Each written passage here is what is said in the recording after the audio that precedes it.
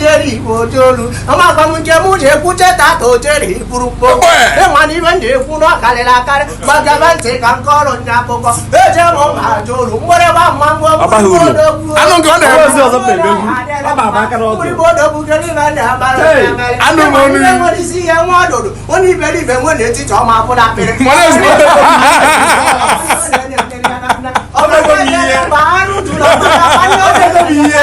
mo fo duru jana ma ba lo le ti na na kale ka cha mo go ta ta wala ja we ko ma na na nga mo te ka pa lo na ka anu ngi na egwu ebe ka odra we no SS Grace SS Grace wa ajo ka jiro ba na ko ka je ma ba no be na ni bo no ka ke puro ba mo ne ro ma na ma we ti ni no bi chu ko ma ma ro na ko ma ma so ma ba mo di ke ti le ke ku na le mo no no re ti na ba yi mo na ma ma mu de ri o le so me be ya ma ra ya ma ko ta si no we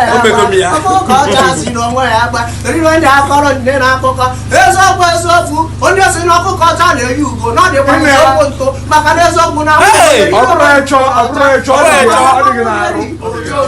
adịghị na-arụ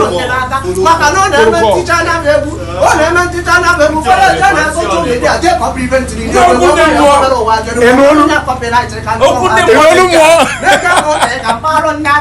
agara m ndị be anyị na Jesu Kristi nwa na-ekwu okwu na ọ bụrụ ụbọchị abụọ ka a mụrụ ya bụ nwa nwunye eche ọkụ mmụọ ịma ndị a mụrụ ụbọchị afọ a na-abụ ike ga na anwụrụ ọnwụ ike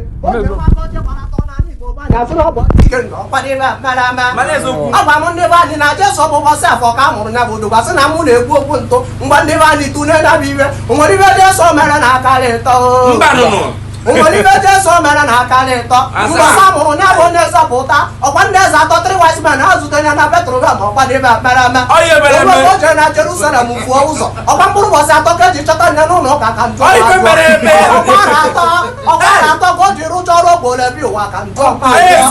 o jebe na n'ugwu ka ọ bịa ekpere ebe o zutere Elijah na Moses ọkwa ụmụazị atọ ka ọ bụ oje na bife SS Grace adago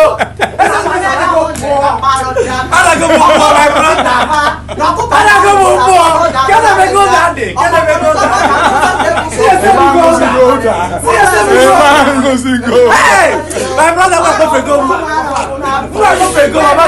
far be ba far be ba ka my brother ọba wori to ko no na be ndem ha mu wori nwa yo bi ne eziokwu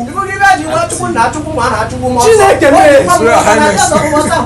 ọ bọsa ka ba na bọsa ka bo ya ta nwoke nọ n'ọrụ nwoke nọ n'ọrụ eji m ọsọ abalị eme mmanwụ